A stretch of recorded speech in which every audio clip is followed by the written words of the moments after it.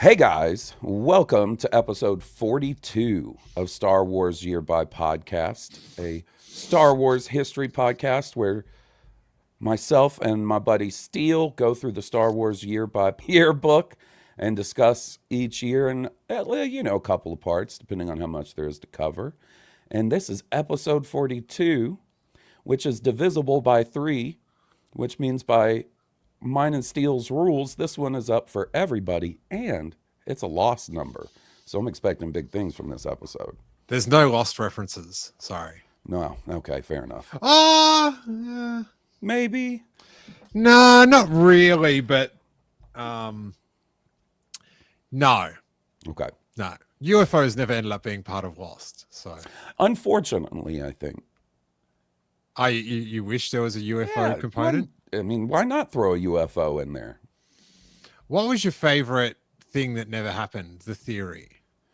Theory that never happened. Straight out of the gate into a tangent. Okay. I'm glad this never happened, meaning I didn't like the theory and I did not want this to be the case, but the theory that they were all dead the whole time. Glad that never happened. Fair enough. I like the idea that the island was like a UFO or something and it could take off. Yeah, and do you remember back in the day, like the place to go for lost stuff was that site Dark UFO? No. Yeah, that was a big website for lost stuff back in the day. I would never look it up, but I'd listen to the podcast. I'd let them do it for me. I gotcha. Okay. So, but yes, this is our Star Wars history podcast, and I'm not sure if it's normally a Patreon exclusive. Right. Yeah. So this is why you might be watching it now on YouTube or listening to it on the podcast feed. Yeah. And thus, every third one has been up on the feed. So if you've just been listening to the free feed for like $3, you could just pop down on either one of our Patreons, Blue Harvest or Steele Wars. And you've got, I don't know how many, but about 30 something, 30 something, about 30 hidden, but 42 all up. Mm-hmm. And you can go through and experience Star Wars history. And we are at the cusp of the Star Wars Renaissance. Yeah, we are literally going to be, over the next several episodes, talking about some of my favorite eras of Star Wars stuff. And of course, the topic that we've just spent years waiting to get to. It's coming up soon. Dash Render. Oh, can't wait. So before we get going into the book, you just...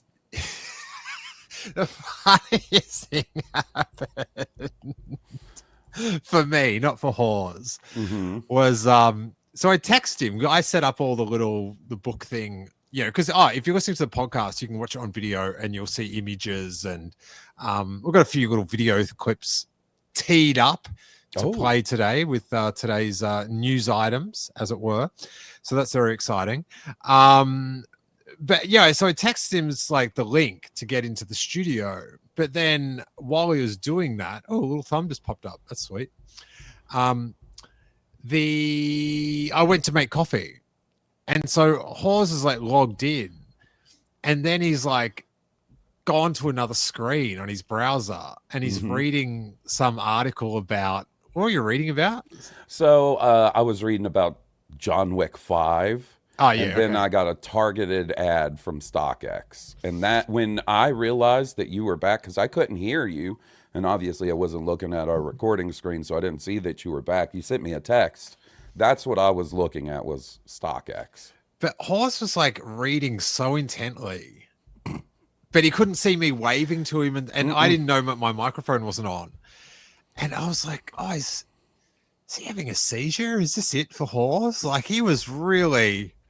He does not blink when he reads, I got to tell you.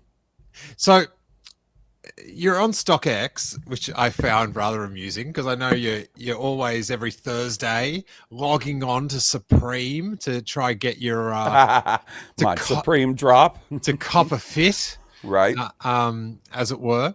There's this. I'm constantly fascinated with YouTube subcultures. Mm-hmm. And one that I'm quite into is, well, I only watch one guy, but is the Supreme live drop, live cop buyer. So they'll, like, you know how like we'll do a reaction to a trailer, say. Yeah. They will record themselves trying to buy stuff on the Supreme website. So if you don't know Supreme, it's like a streetwear skate company. That is super expensive and super limited, right? Well, it's actually not that expensive. If you get it from them, but the secondary market is bananas. Yeah, but they make it, so limited that that like there's this whole economy of reselling. Like around here, I live in LA, just near where we're just on tangent after tangent. So I used to live like 5 minutes from Supreme, right? Okay. The LA one. And they moved up to Hollywood Boulevard, to the old Tower Record store. You know, this beautiful shop on Hollywood Boulevard. But this whole like strip of shops on Fairfax Avenue had built over the years, because it must have been there 20 years or something. It was like this Supreme shop was like in LA there. And so all these other streetwear shops had opened, and there was these fast food shops that were doing well. The day it moved, it just turned it into like a ghost town. Really? And like now all the shops, pretty much every streetwear shop on the strip is closed now, except like the Tyler the Creator's one, Golf. Okay. But it's like, I'm talking like 20 shops gone, like half the hundreds. Diamond. Was Rip and Dip down there? I'm familiar with Rip and Dip's still there. Okay. But I like Rip and Dip because one of their logos looks like my cat Walter flipping off. Love it. They do some good stuff, but apparently it's owned by a very horrible person. Oh, that sucks. Allegedly. But there you go. But yeah, so it's why are we talking about this? So every Thursday, like at, I don't know when it is, I think it's like maybe at 12 midday East Coast time or something, they'll put their new drop. So they'll have a new range of clothing every week, and they just make it once and then that's it. And so people go on, and there's bots, and you know, it's like a full hectic thing, like trying to get Taylor Swift like tickets and stuff like that.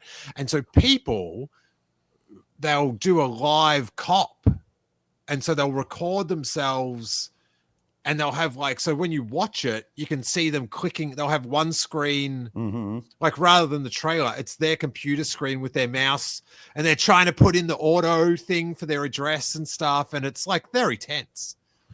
But yeah, so that's a whole genre of YouTube videos. That is one I've never come across. And then before that, they'll do like, oh, this is what's coming out this week. And I listen to a guy or watch, what's his name? Boone.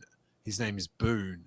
And he's like a young dude that like resells it on Instagram.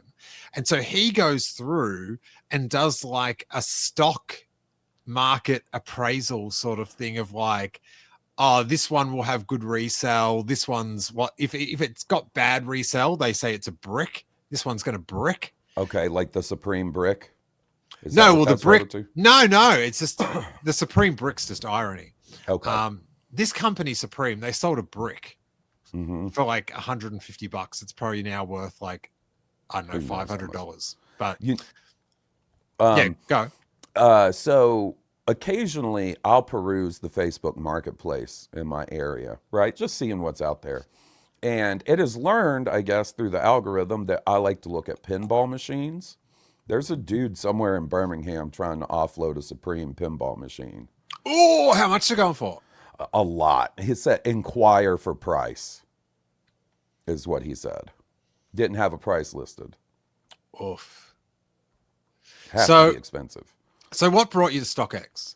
This is like eBay for like Supreme stuff. Yeah, well, so I'm familiar with StockX just a little bit because, well, I'm opening myself up here, so I'm just going to go for it. Korn did some crossover merch with Adidas over the last couple of years, and there was a specific jacket I was trying to get a hold of that sold out, and I've looked at them on StockX before. This time I was looking at Bear Bricks when you were sitting here waiting on me. I actually put the link in the little private chat. This was just a targeted ad, and it knew me 100% that I'd be interested in this. Right there. I'll find the So knowing that Steele has, indulged in the occasional bear brick, I was asking him about the scale and size of the bear bricks. Except all. So, yeah, so this is a 400% is like a foot high. Okay. Yeah, so that's a Evangelican. Is that how you say that? Evangelion. Oh my God. It's my favorite anime. It's also sort of what I've themed my streaming / recording gaming setup around down here. So this is a 400% bear brick. Okay, that's a decent size then. Okay, so is $92 for 100% and a 4% or 400% seem? Yeah, I think that's fair enough. Yeah. I'm just showing an Ewoks. Oh, that's a good one. Oh, it's a very good one. Yeah. It's by a company called Kubrick, right? Yeah. They've done some Lost stuff too. That's expensive. They did they've done they're like the Japanese Funko, but classy. Oh, okay. But like way, like Funko now, you go into that Funko shop in Hollywood and it's just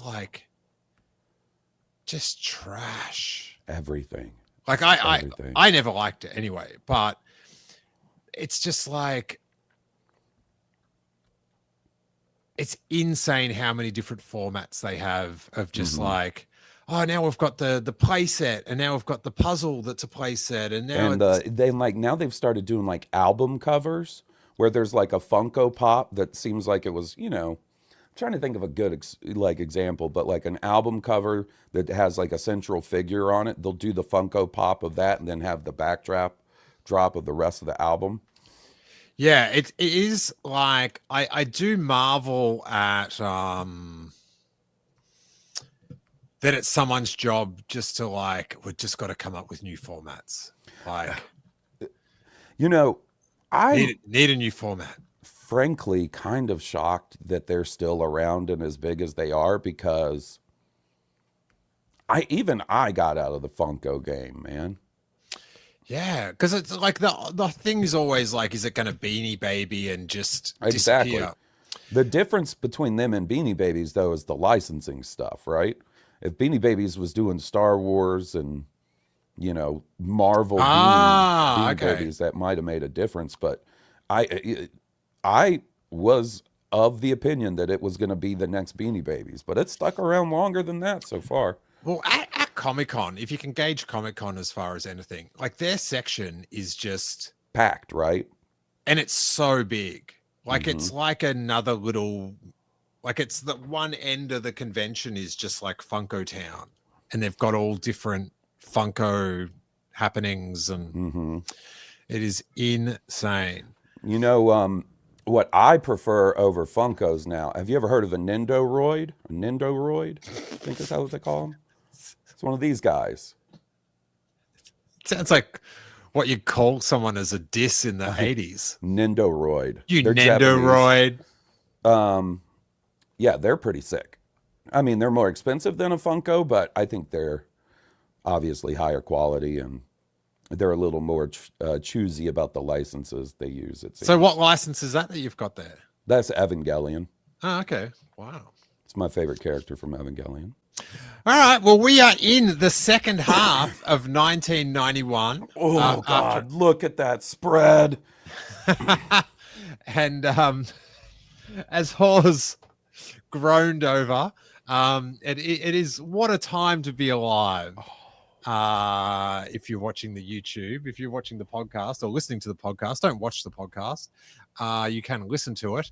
Then you have got some fun afoot. But we'll save that as we get into it. We'll dip into the first one, which is not Star Wars, but it is Terminator 2. Can you read that one, Hawes? I sure can. Go for it, buddy. July 3rd, James Cameron's Terminator 2 Judgment Day is released, starring Arnold Schwarzenegger, Linda Hamilton, and Robert Patrick, who as a liquid metal T-1000 is occasionally portrayed as a computer effect.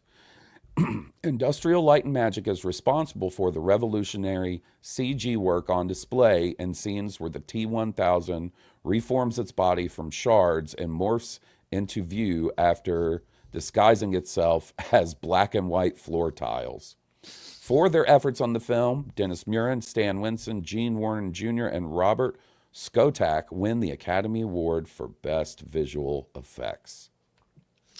It is something that someone won an Oscar for a floor tile.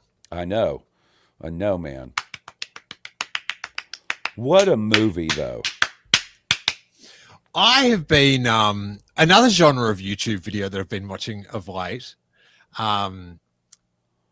Is I've been watching a little bit of like how a film was made, like the story behind it, and the Terminator ones have just got the craziest, like who owns the rights to it, and the right stuff with the Terminator movies. You need a degree in Terminator to understand. It's more confusing than the timeline. It sure is. And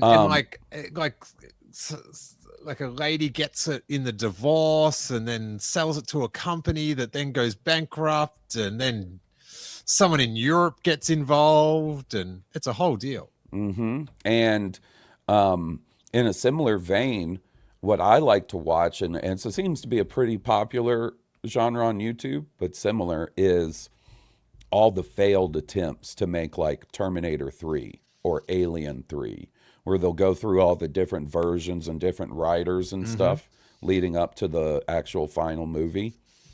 Good stuff. It's pretty good. I watched a fair few Terminator ones. I watched some Predator ones.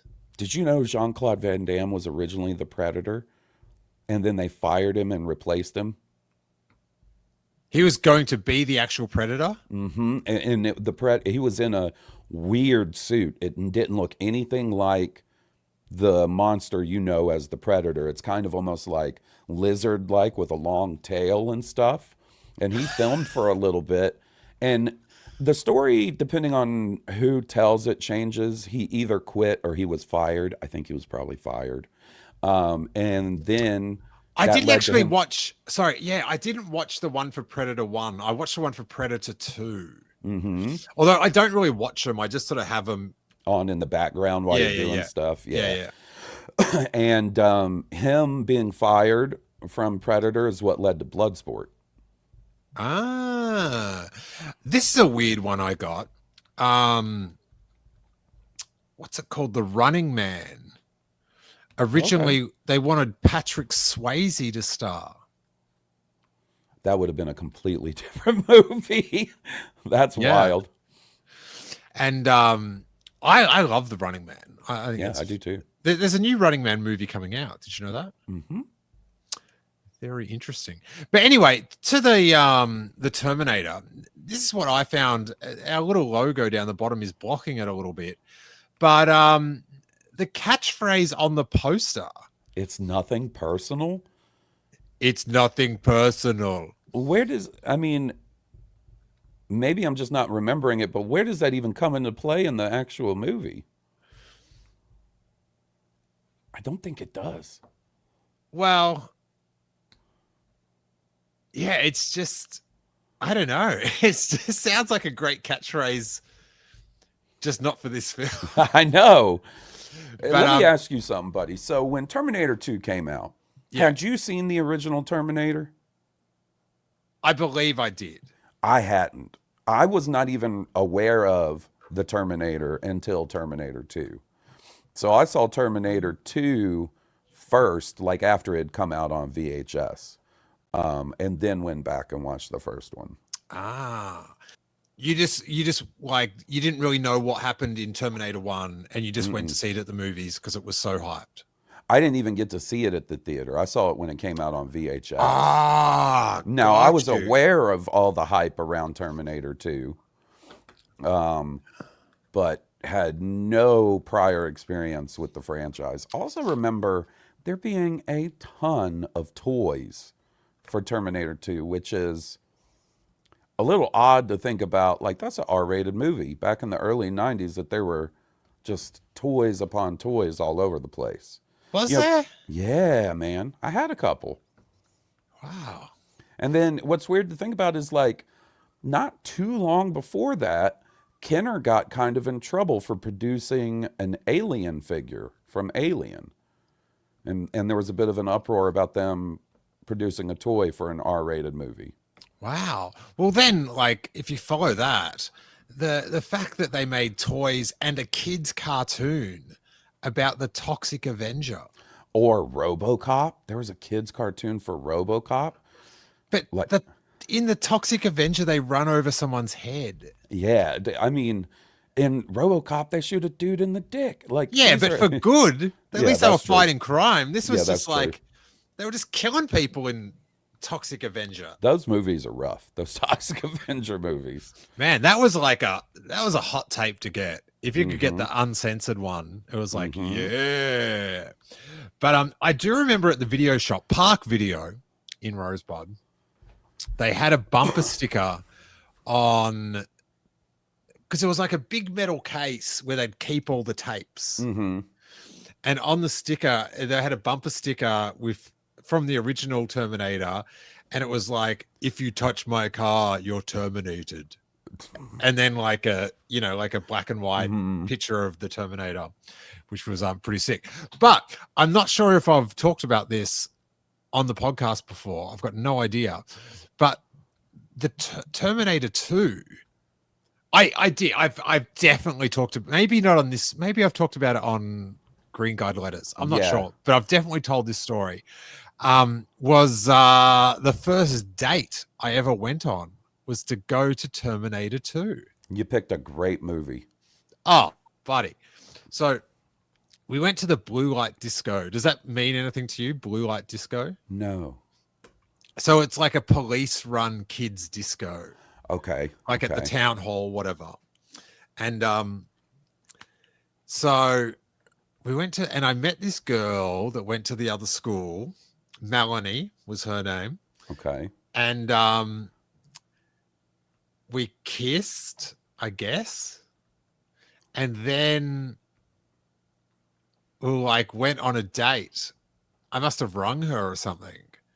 And so we went to see Terminator 2 on the Friday night because it was the hot opening, right? Uh-huh.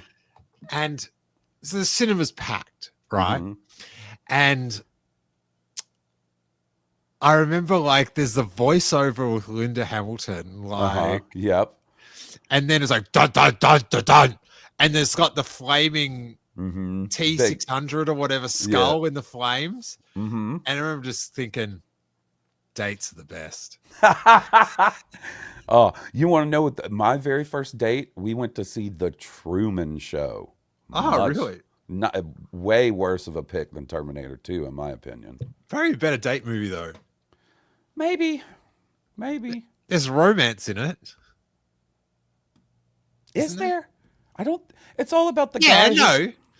He falls in love with one of the extras. Oh, you might be right. The only time I've ever seen The Truman Show was on that date. Oh, it's good. I don't remember disliking it. Oh. I just, haven't revisited. What I do have though, Hawes, for you. Oh, is it a Terminator 2 trailer? You know it, buddy. Oh, hell yeah.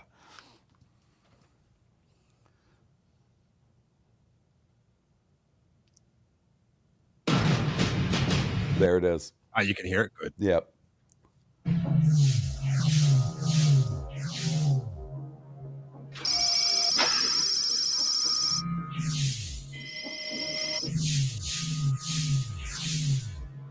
So this is all like, if you're listening to the podcast, you're done, son. But it's like 10 years ago, they sent a robot back from the future to kill Sarah Connor. And so far, they failed. In the first 20 seconds or something, there's been one actual clip of footage from the movie. And it's Sarah Connor turning around with a gun in her hand. Is that in the actual movie? Isn't that when they're hanging out with their buddies where they go to get all the guns before they go to... Yeah, but is it in the actual film? I don't know. Why does she turn around and pull a gun? You might be right that part's not even in the movie. Every time you say in this podcast you might be right, I find that like offensive. Of course I'm right, Hawes. Okay, sorry, buddy. I think you're right. How's that? What about yet again you are right, Steele? Yes, again, Steele. Right once again. All right, sorry. Let's get back to this. And now they have a new target, the future leader of the resistance. Why don't they have some voiceover? What was the voiceover guy had a sore throat this day? You know, the 80s voiceover guy? What's going on? Yeah.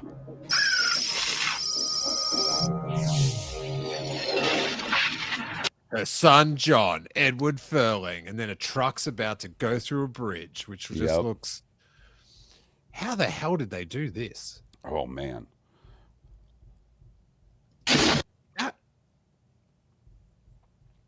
That just looks so... Like, did they drive a truck off a bridge? Like, I think they might have, buddy. I think they may have. He's all alone. You have to protect him. They know its face. There! Why would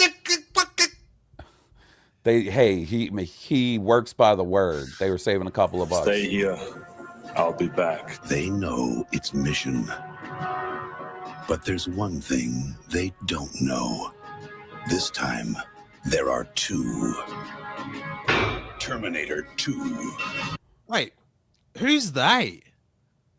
Like Sarah and John. I think they find out there's two pretty quick. Right, right. This is more for setting it up for the audience, right? Because you got to remember, like, No. Pretty soon after they find out there's one. There's not a big gap. No, there's not. There's not. All happens at the mall after the arcade scene.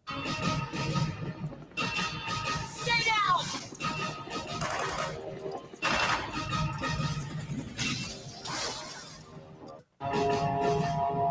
One programmed to destroy. The other programmed to protect. Oh.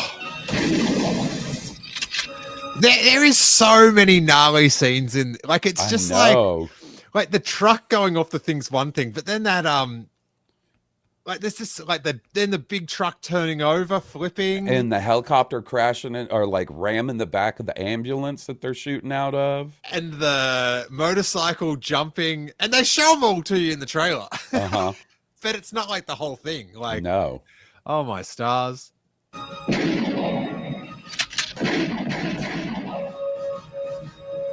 They do show a lot of the film, like a lot of the second half of. They sure do. Most of this stuff they're showing is from like the last 20 minutes or something. Yeah, like, you know, like when you do like you analyze like the Mandalorian trailer or whatever, and it's like, oh, this is all from the first 3 episodes or whatever. It's like, not this trailer. No, Jimmy Cameron. Let's give him the gold. We're gonna pack it in. It's got to make sure everyone's going to see this on date night. Hasta la vista, baby. Literally the last line of the film, pretty much. I'm pretty much like the moment where they defeat the T-1000. And that line was a new line for Terminator 2, yeah? Yeah, because that's Edward Furlong teaches him. Yeah. Arnold Schwarzenegger. Terminator 2, Judgment Day. I swear I will not kill anyone. The battle for tomorrow begins this summer. That was It's a pretty good trailer. invigorating. I honestly think Terminator 2 may be the best action movie ever made. What's coming second? Hard to say. Maybe some sort of John Wick movie. I really like those. No, I've never seen a John Wick, so. Oh, they're good. They're real good. I don't know. A lot of fighting. Yeah. What's an action movie? Yeah, I guess.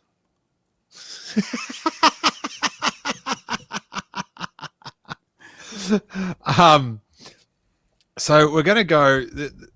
Actually, there's a lot of there's Star Wars coming, but up front there's a lot of non-Star Wars. But God, it's good. Hawes. If you're listening to the podcast, just listen to this soundscape that's about to hit. Oh, I didn't. Wait there. Okay. Oh, God. Oh, Mamma Mia. Super Nintendo. August 13. The Super Nintendo Entertainment System, SNES, is released, shipping to stores with the game Super Mario World. The 16-bit console is the next generation replacement for the Nintendo Entertainment System, NES, which is still widely in use. This, and they really had to rub it in that everywhere but America got the better looking console too. Oh, thank you. That is the European. Literally, that's the way the console looks everywhere else but America. And in comparison, it is so much better. The controller looks cooler. The console itself looks cooler. The cartridges look cooler. The European and Australian, I should say, and whole Japanese. The whole thing is it's so much smoother. It's like you got like the PC version and we got the Mac version. Yeah, and it's got like the colorful buttons on the controller. In the US version is all gray and purple. It's just and it's very rigid. Very boxy. Like when I see them, they do seem like initial. Like I was like, oh, look at that! Like because it's like the version we're not used to. But then once you've gotten through like that, like you know the foreign, like oh, we didn't have that one. It's like this one is so much better. It is 100%. So you didn't even have the colored buttons. No. They were all purple. Yeah. This console is a formative console for me in video gaming because it's the console that introduced and got me into Japanese role-playing games. It is what introduced me to Final Fantasy, which is my favorite series of all times, video game-wise. Really? Well, I've got something for you here, Hawes. Okay. Little special something.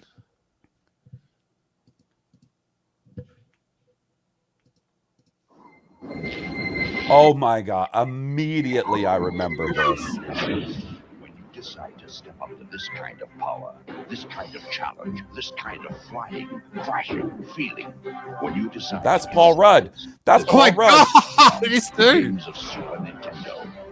No one else creates this kind of experience because no one else creates these kinds of games.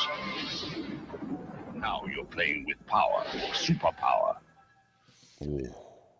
Surprisingly, no Mario in that ad. Yeah, right. They showed F-Zero. They Zelda. showed what would eventually be called Link to the Past. Isn't that? Yeah, that's the one. Yeah, that's the one. One of the football games. Yeah, they didn't show any. You know what? I think there might have been a separate commercial solely focused around Super Mario World. Yeah, but Mario, that's the action. Because this was the Mario where he got the beaver suit, yeah? Or is that another one again? No, that was Mario 3, where he got the Tanuki suit. And then Super Mario World introduces the flying cape, where he can get the cape and do the spin and stuff. Wait, what?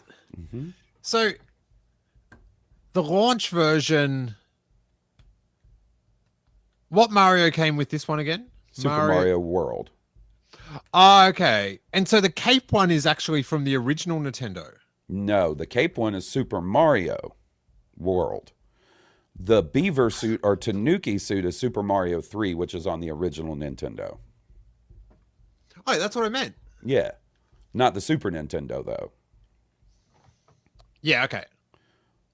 So the original Nintendo had the beaver suit. Yes. And then Super Mario World introduces the cape. Got you. And Yoshi. Oh, yeah. Now I've got another little video for you, Hawes, because I can't resist Old commercials? No, this isn't a commercial. Okay. This is one of my other favorites, and that's upset parents. Oh, I know why they're upset. My parents were upset. I remember this. What, like hard to get consoles or? Oh, I think they're upset that the old Nintendo games don't work on the new Nintendo and that they have to buy a whole new system and games. Got you. Let's find out. Let's see. Our video game industry is hotter than ever this season, and one good reason. Listen, if you just listen to the podcast, you got to get... You're missing a tremendous drip on this lady. This woman's head, namely her hair, it looks like she's got several small animals stuck on her head. It is incredible. Mm-hmm. Season, Nintendo has introduced some hot new toys, but have things gone a bit too far? This evening, Ken Shockley wraps up a special report on video. Okay, I can picture little Hawes like, oh no, not far enough. Don't say this. Mania. Does this really have to cost this much? Where should the anger be directed? Not at the parents, but at the manufacturer. So it has come to this. Therapy sessions for families whom you could call Nintendependent. First of all, Okay. I don't know. Wouldn't it be... Like, how much does the therapy cost in It's comparison probably- to just yeah. buying a Nintendo? Yeah, that's my question. Look how angry that kid is in the background. You see the face he's making? He said, oh, my mom's about to say some bullshit. I know it. I just want the beaver suit. Yeah, man. peer pressure starts. I feel maybe exploited. Psychologists' offices might get more crowded this holiday season. Just in time for Christmas, the Japanese toy maker Nintendo has come out with a new set of electronic video games. At $200, a Super Nintendo setup costs twice as much as the old system, and you can't mix and match. For the money, the company promises better pictures, sound, and adventures. Some of the new games look like updated takes on fairly well-known formats. In the racing game of F-Zero... Oh my God! Race... They've used some 80s or 90s video effect to put the news reporter is in the F-Zero game in the car. And he's not playing it very well either, for the record. Oh, Hawes. Yow. Listen, I you guess come I should for watch where I'm driving for instead of video talking. games, I come for The you. 3D effect, as you can see, is pretty good by video game standards. With a nice clear stretch, even if I am in reverse. Let's see if we can't turn the car around right about now. If you're a real good player, meaning you've got the skill of a 9 or 10-year-old, you can even try to jump your car. But look out, if you miss, the game lets you know your status.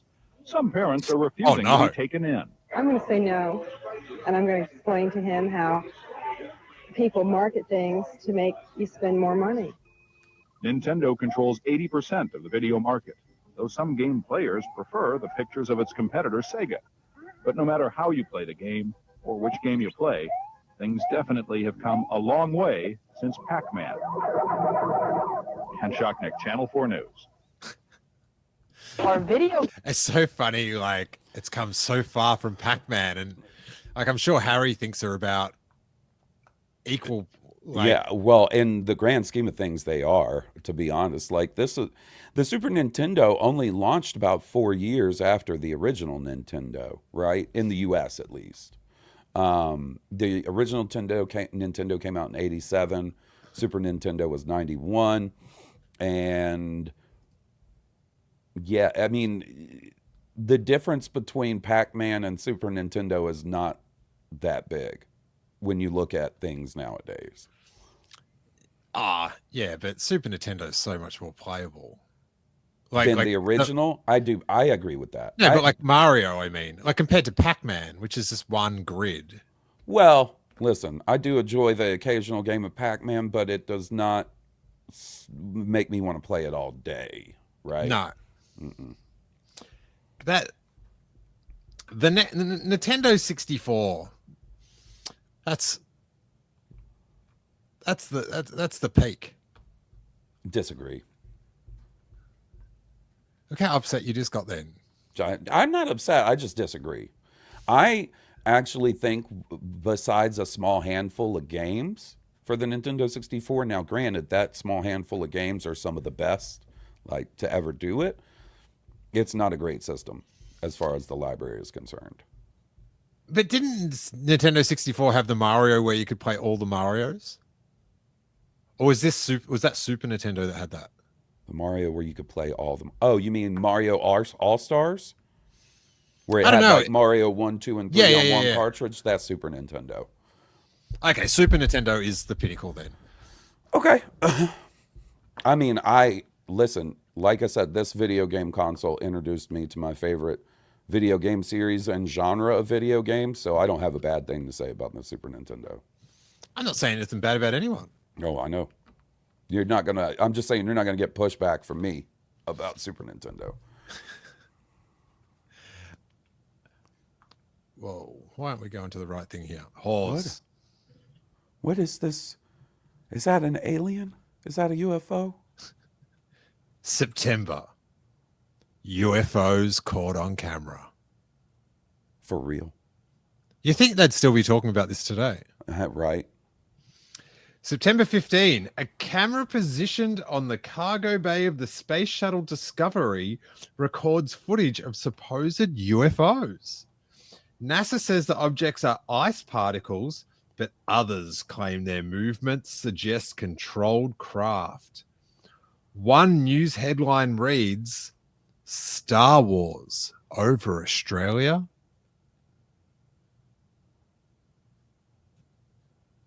Now, I'm not sure if this is the video. Okay. But I did... I'm going to have to ask Will about this one. He's my resident UFOologist. This is NASA 1991 footage, September. So it's from the same time. Uh-huh. Let's see what we can do here.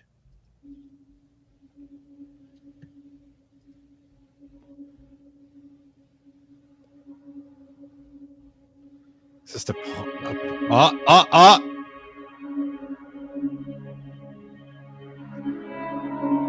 There's several dots. Hawes is convinced. No, I'm actually, I like looking at them like, yeah, that's space. That's ice particles. I don't know what about their movements suggest. Like if they were moving around like serpentine, zigzagging, maybe, but they're just going in a straight line. Yeah. Looks like a shooting star. I'm not convinced on that one. I think that's why we're not talking about. But old conspiracy theorist Pablo Hidalgo just couldn't resist. Mm-hmm. He knows the truth is out there. He knows exactly where it is. So yeah, aliens. Then Hawes, November. Ironically, we've just released the Super Nintendo, but in November, Nintendo busts out the JVC Star Wars. Lucasfilm Games Star Wars is released by JVC for the Nintendo Entertainment System and Sega Master System. I didn't realize it was on both. Yeah, normally like games back then were one or the other. Yeah. Well, there were some that were multi-platform, but a lot of times if the same title, meaning the same name, was on two different systems, the games would be wildly different. In this case, they're fairly similar. I want to say the Sega Master System version never released in the US because by this time, the Master System was fairly dead in the US. Well, it was released on the NES, the Sega Master System, the Game Boy, and the Sega Game Gear. It is the first Star Wars game that allows players to play as the main characters, including Luke, Han, and Chewbacca. Its plot closely follows the events of Episode 4, A New Hope, with levels that involve fighting sand people on Tatooine, piloting the Millennium Falcon to the Death Star, and rescuing Princess Leia from the space station's detention block. This was the very first Star Wars video game I ever played, and I vividly remember going into the rental place and seeing it on the shelf. And I remember as a kid, my dad would go like, okay, I'm going to let you rent a game, but you got to make a quick decision. You can't be looking at every game and taking forever to choose one. This time, in and immediately, all right, that's what I'm getting. I know your father's pain with like, you decide, but we've got to put a time limit on this, buddy. Come on. Hey, listen. Hey, I got the commercial right here. Oh, here we go.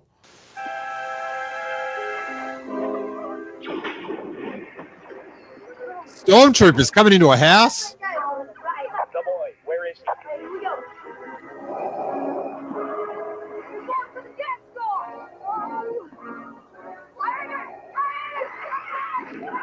Whoa!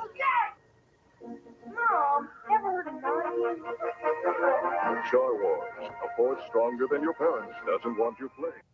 Whoa. So for those that's listening to the podcast, kids are playing, boys are playing Star Wars. The daughter's downstairs with the mum and dad and the dog. And Darth Vader and some stormtroopers break into the house, and they're about to get to the bedroom until they blow up the Death Star, hence vaporizing the Darth Vader in the house. Much to the delight of a very relieved mother. Mom, haven't you ever heard of knocking? You know what always bugged me as a kid? Because it wasn't even that much later. Less than a year later, they put out an Empire Strikes Back game.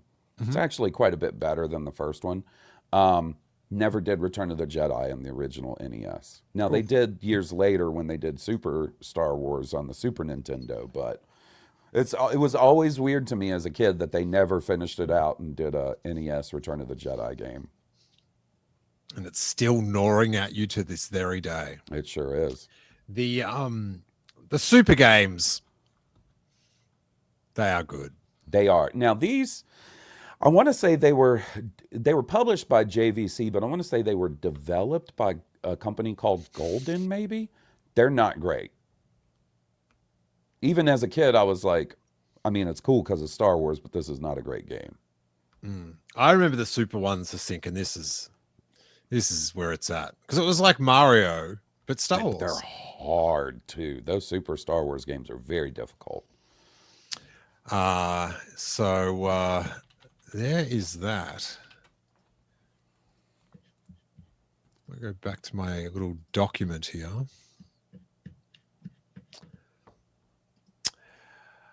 Hook. December 11th, Steven Spielberg's Hook is released. The tale of grown-up Peter Pan is one that Spielberg has long waited to tell, and stars Robin Williams as Peter and Dustin Hoffman as Captain Hook.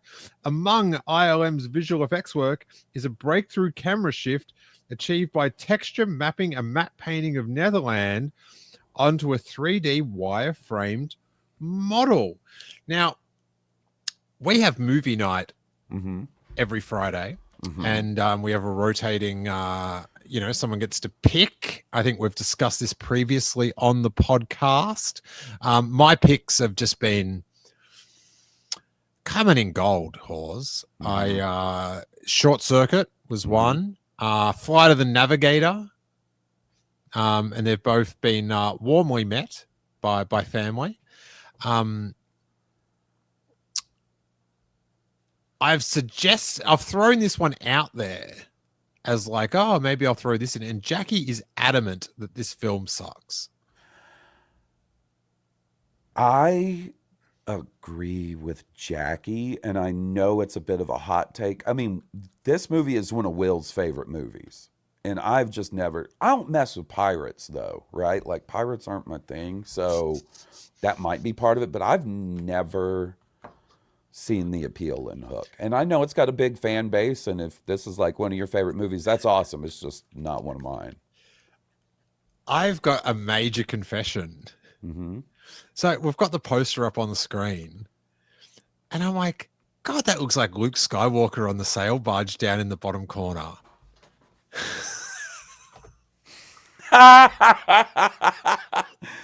Because it is, buddy. And I'm like, it looks like they've just used a photo of him, but just repurposed it for a pirate. And I'm looking at the thing up on the screen, and I'm like, oh, it must be cut off in that one. And then I'm looking at it in the book, and I'm like, oh, it's too small to see there. And then I realized it's just the stupid logo of ours that we have like overlaying, like the thumbnail, not the thumbnail, the what's Watermark? it called? Watermark, yes. Oh my God. I was just doing my head in. I know people love this movie. And it Really? just doesn't do it for me. All right. Then let's head back into some juicy Star Wars territory. Yours.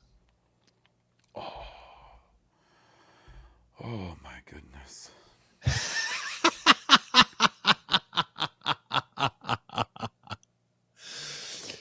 A Dark Empire. This cuts off, so I'll hit this one for you, Hawes. All right.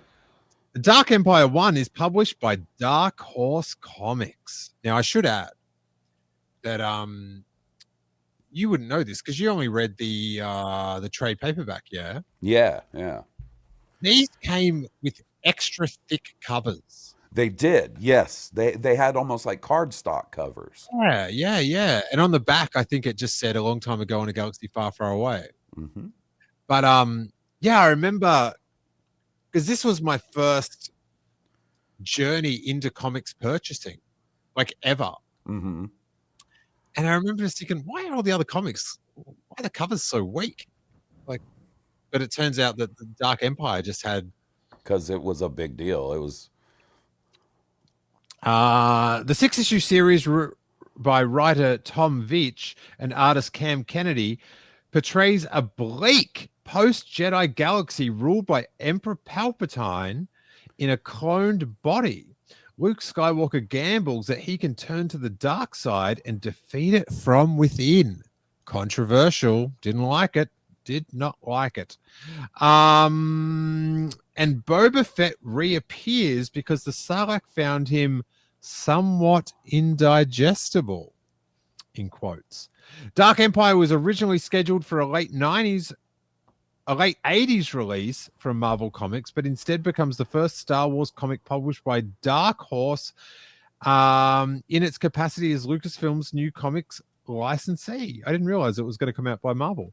Cam Kennedy was the perfect artist for Dark Empire, says Dark Horse publisher Mike Richardson. He had spectacular painted scenes of the ship's characters and action. It was gorgeous, like watching a Technicolor film of the movie frames. It was very I don't know, not traditional. It was very sort of almost painted, like almost watercolor in a way, and sort of fantasy-esque. Not like so sci-fi. And then on the picture featured here, we've got AT-AT armor is no match for the punch of the Falcon's quad cannons in this scene by artist Cam Kennedy, and you've got the Falcon blowing the tuckus out of a AT-AT or AT-AT, which bears the question: where were you on Hoth, Han? Where were you on Hoth? It's a good question. What was he doing at that? He was trying to evacuate, right? Well, he was trying to fix the Falcon, but oh yeah, but it sure seems like that came in a lot more handy than throwing a few tiny snow speeders at it. What about poor Dak? R.I.P. Dak. But yeah, Dark Empire. I got into this later on. It would have been in 94, I would guess. It could be no earlier than 94. And I remember I was doing market research at a company called Oz Info. Okay. And Oz being the the slang word for Australia. And we would ring people and ask them questions and do surveys. Okay. And so we'd have like a number come up, and so you ring that person and go, "Oh, hi, I'm Steele calling from Oz Info, and we're doing a survey today on whatever, and it will take about this long. Would you be able to help me out and participate?" They got nothing for it. And it was such a good job. Oh man. Because there was no No selling anything. You just tried to need to get them to take a survey. Oh, and if things were tough and no one could do it, you could always just invent a little person in your head and fill out a survey or two.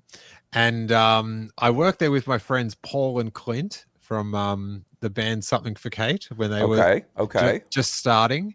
And then the original bassist, Julian, he was our manager. And then everyone else was like, quite young, and it was a quite I met my first gay person there. Okay. I remember like finding out someone was gay and just like going, I know a gay person. Hey. Oz Info, bringing everybody together. Yeah, right. Because I grew up in Rosebud, which is a little bit a bit Tatooine. Yeah, same, buddy. And this was in like Glen Iris, which was like a suburb of it was like 20 minutes out of the city, but it was it was just near Paran, which was just the hub of culture and collectible stores and music gigs and clothing stores and stuff. But because it was so close to Paran, on a one lunch break, I did have because I was sort of like buying these Dark Empires, and on a pretty minimal budget. And I remember just like going, I don't know how long, if lunch, it must have been an hour for lunch. That does seem like, or maybe it was half hour and I just took the piss. But I did get in my car, race to the comic shop and buy the next issue of Dark Empire, and then race back and then read it in between surveys. That's awesome. I would have gotten into this. We talked about it. Like, I read Dark Empire in a graphic novel, and I want to say it would have been around the time Dark Empire 2 or Empire's End was coming out, because they did essentially 2 sequels to this, right? And so I was getting whichever one was running at the time, like issue to issue, and I had the trade paperback of just Dark Empire. What a series. Also introduced E-Wings. Yeah, which right. I was endlessly fascinated by E-Wings. That was pretty sick. To be honest, I didn't like the Luke Skywalker going to the dark side. Not my favorite, but I did like, obviously it turns around, but they brought Boba Fett back, so I was pretty stoked. Do you remember the moment? Oh yeah. Oh yeah. Oh yeah. Tell me about it, buddy. Well, you know what? It was kind of like sitting on my couch in the year of our Lord 2020 watching The Mandalorian. Oh, don't go back to that. No, I just remember being really stoked. So, like, if I remember correctly, he shows up chasing Han and Chewie again. And, that's when he sort of reveals that he survived, that he got out of the Sarlacc and stuff. And I just remember being like, I can't believe they brought him back. This is awesome. How lucky am I? He's probably going to be in at least every other issue of this series going forward. But he did get a lot of spin-off comics after this, which that's all I really needed. Now, we do have to review the cover here. Luke Skywalker is obviously, it's taken from the same picture as our watermark. Han and Chewie, straight out of a New Hope, a jigsaw puzzle for A New Hope press photo on the Death Star. What did they do to Leia? And then Leia, you can't tell what her reference photo was, but it also looks like maybe you didn't use a reference photo. Exactly. Because she's looking a bit AI. They maybe should have used a reference photo. What is it with these reference, like, it's crazy how hard they like go into the reference photo For book covers, especially in this era of Star Wars. Yeah. I don't know what it is. I don't know if it's the thinking is if they replicate something easily recognizable, that it'll, grab people's attention more, or what?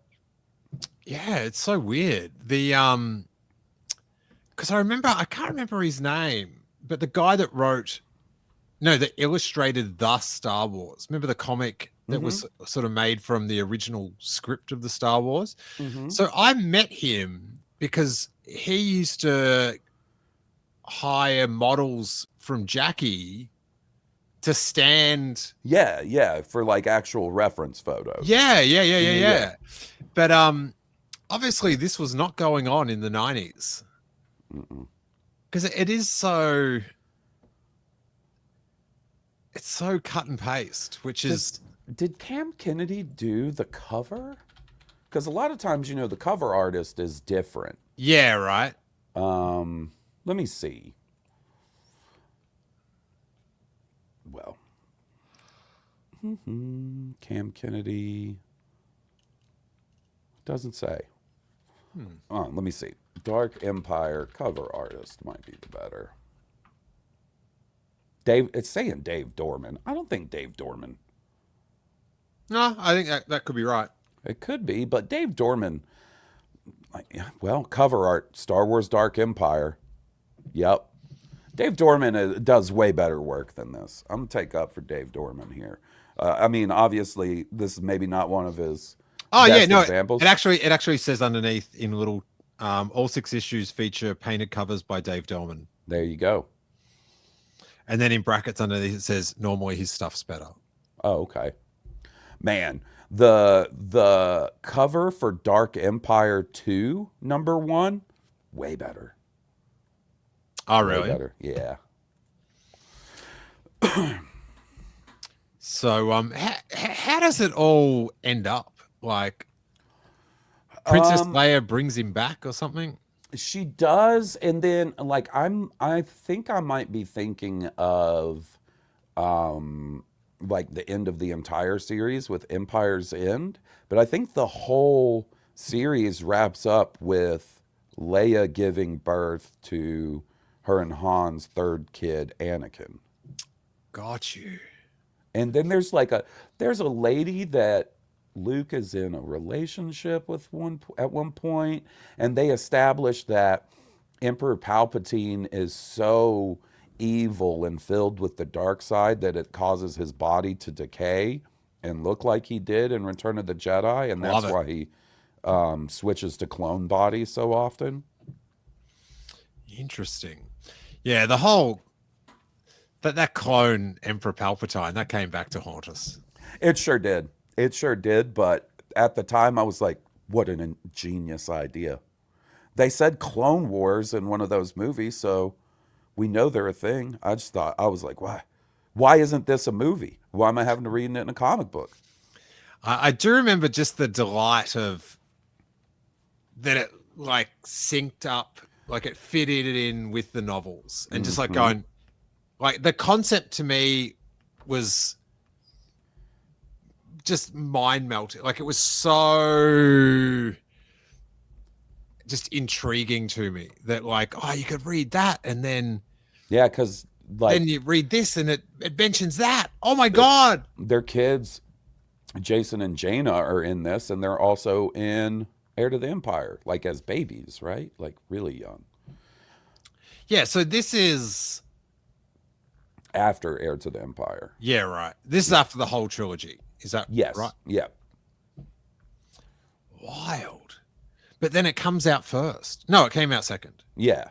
But then They haven't finished the trilogy yet. They're midway through, because I know next episode is Dark Force Rising comes out. Yeah, man. God, I drank a lot of coffee at that Oz Info job. Oh, I bet. Because it was instant coffee and it was something to do. You could get up and get a coffee. And you better believe if I got a survey done, it's time for a coffee. Little reward, little treat. I remember one time, right, we went in and the shifts were like 4 till 9 or 5 till 9 or something. So yeah, great hours. And the survey that day was about ice cream. Okay. You've never seen surveys get done so quick. Everyone wants to. Do you want to talk about your private ice cream? Oh, yeah, absolutely. A couple of times it was like, just like insurance or something. Like, I remember there was this really long one we had to do about, which like in retrospect is like quite unnerving. It was about like Roundup weed killer or something. And you had to ring farms and get farmers like coordinate times that the farmer would be inside from their house to do it. And they got nothing. But that Roundup stuff, like allegedly, but from what I've read briefly, I think it like gave the farmers like not good, like death. Yeah, not great.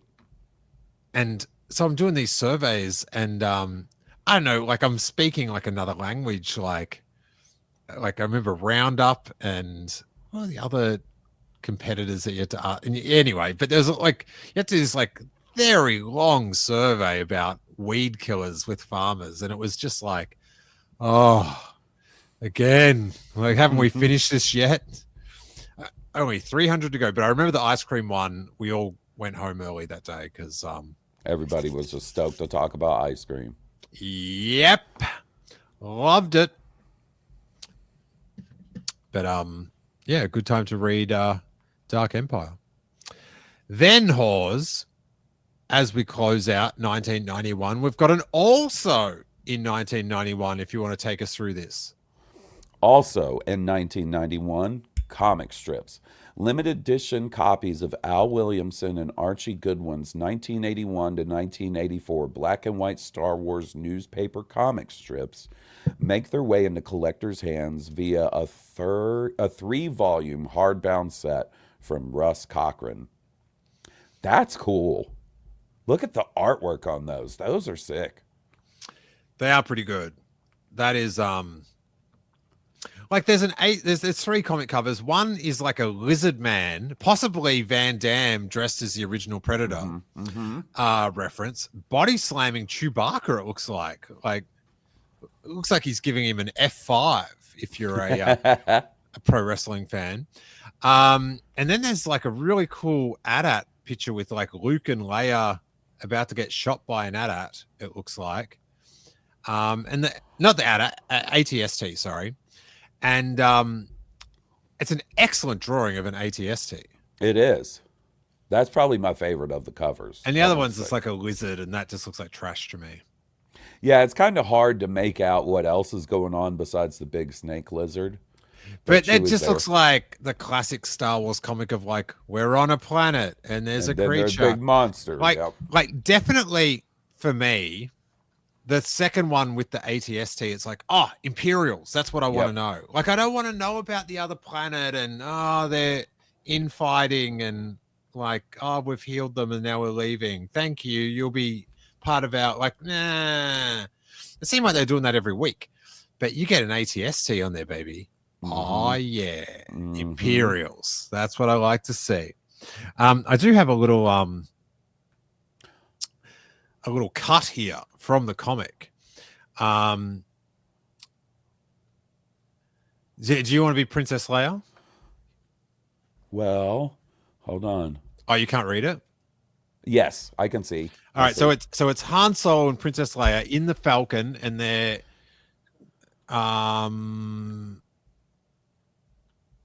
they're going to Ord Mantell. This must be when they get the bounty hunter, and there's a bunch of Star Destroyers orbiting.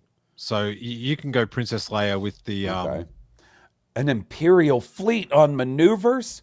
When you pick a safe port, Han Solo, you really pick them. Look at the bright side, your worship. With Ord Mantell so well covered, it's the last place the Empire would look for a rebel leader like you. And then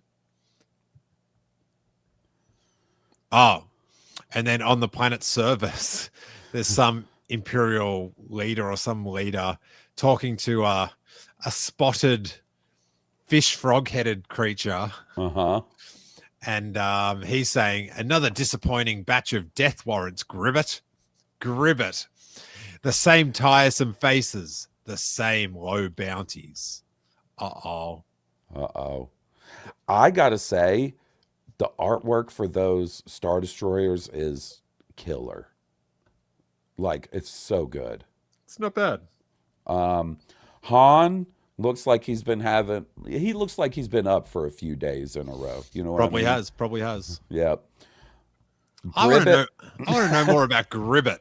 I mean, that is a classic case of, hey, we need to come up with a name for this alien. He looks kind of like a frog. Oh, Gribbet.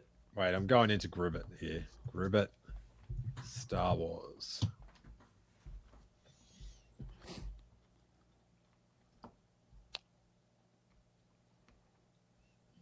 Oh, sick. There's a cool picture of him here, actually. Get Gribbet up here. Wait there. On Wikipedia. Oh, there he is. Gribbet. Gribbo. Look at him. He's got an attitude. He sure does. It says Gribbet was a Gribbet bounty hunter operating on Ord Mantell in the times of the Galactic Empire. Gribbet worked with another bounty hunter, Score, both of them having an Imperial permit to operate on Ord Mantell. So wait a second. Is Gribbet and Score who they're saying the bounty hunters were that they ran into on Ord Mantell? Yeah, it sounds like it. He also appeared in Aura Singh, Dawn of the Bounty Hunters. Dang. Gribbet was never heard of again. Oh. Poor Gribbet. Never heard of again. Sorry, bud. That's what we need. That's what one of these ingenious Star Wars Marvel writers need to do, is bring Gribbet back. Oh, no. Mm-hmm. Not Let's bring him Gribbet. back. Mm-hmm. All right, so that brings us to the end of proceedings but we do have one other thing, and that's to go back to the future. Mm-hmm. So I'm just going to get up our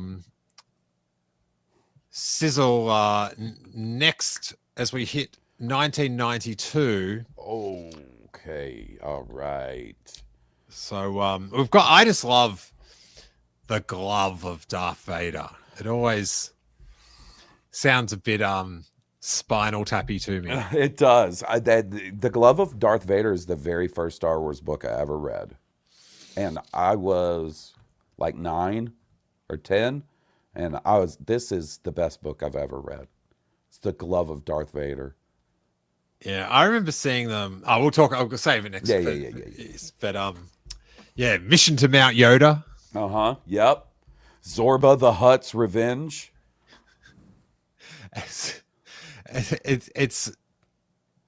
They all seem very titled by AI. They sure do. Like, it's all reference. Mm-hmm. Like, what's his name? Favreau would just be like going, oh yeah, sweet references. They need to work some Glove of Darth Vader stuff into the Mando. That's what I need. Yeah, I don't know. But we are going to go back to the future and jump forward to a news item of Hawes' choosing this week. But if you want to hear us more tangent our way through Star Wars history and get a ton of other I know on mine you can listen to all the back episodes, all the old interviews and bonus shows and Q&As and all that good stuff. And on Hawes, it's got a lot of other. What do we got? Cooking with Will. What else? Cooking with Will. We've got me rewatching Rebels and Clone Wars. I've been doing a chronological rewatch of Clone Wars, but I need to get back to it. But that's been pretty fun. Immediate reactions to all the new episodes of the new shows, and me making my buddy Steve watch the prequels. There's a bunch of stuff going on over there. Excellent. A video game show with King Tom, Star Wars video game show. Delightful. So that's Blue Harvest Patreon or Steele Wars Patreon, or if you're a true sicko, and shout out to the sickos, you can do both. There you go. All right, Hawes. How do we want to flick forward? What page are we on, buddy? We're on page 155. Let's do 185. Oh. Just a even 30-page jump divisible by 3. Oh, wow. All right. What year is it? 1997. Okay. Wow. Okay, so what this tells me, buddy, is that these years start taking way more than just 2 pages coming up. Oh, yeah. This is really interesting. You'll love this. Uh-huh. We're in the prequel trilogy era. The global appeal of Star Wars reaches new levels with Dark Horse's publication of a manga version of A New Hope on July 15. Empire and Jedi soon receive the manga treatment, as will The Phantom Menace in 1999. These pencil sketches are from the expanded universe story Perfect Evil from Tokyo Pop's Star Wars manga by Shinichi Hamato in 2006. Look at these bad boys, mate. This is like you've hit a spread, not a art. Oh my God. Look how awesome those are. Oh, heck yeah. That's the good business. That manga version of Darth Vader. Oof. And Tarkin. Oof. And Leia. It's good too. The I remember in the that manga A New Hope, it shows the stormtroopers finding the Jawa sandcrawler at night.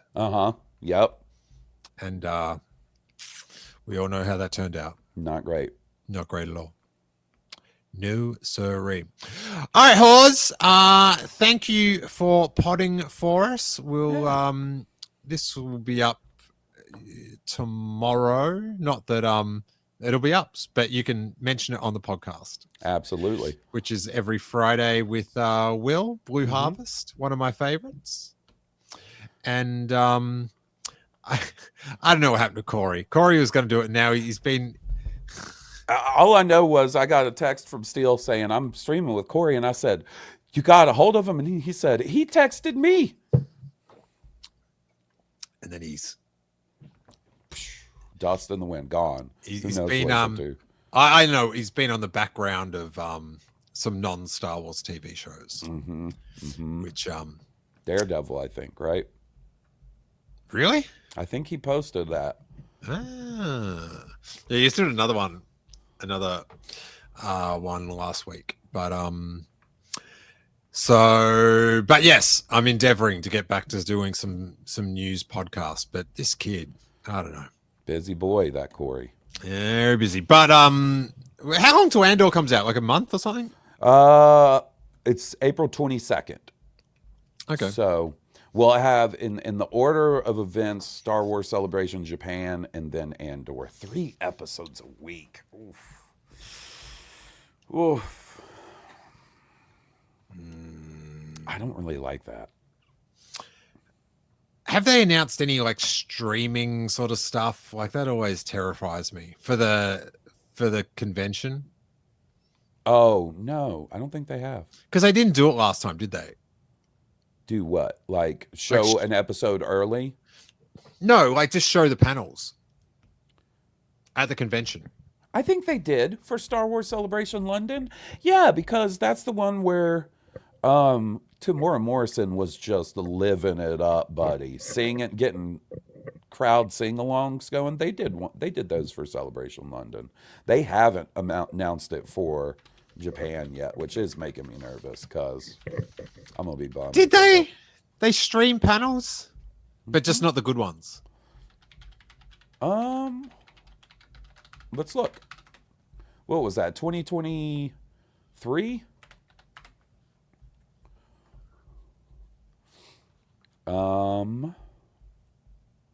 Well, it's not pulling up the official Star Wars stuff. Maybe they didn't. Am I wrong? No.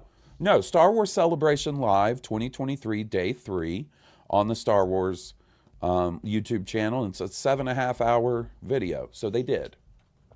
Yeah, but I don't think they showed the panels live. They may not have. They may not have. Which they did for some celebrations. Mm-hmm. We'll see. But yeah, I'm hoping that they do, so we can virtually be there. Yeah, I agree, buddy. I hope they do. Yeah. But all right, dude. Thanks so much. Thanks to our sickos. Thanks to people that are watching it. And if you watch on YouTube, give us a little thumbs up and all that good stuff. And hey, may that force be with you. See you guys.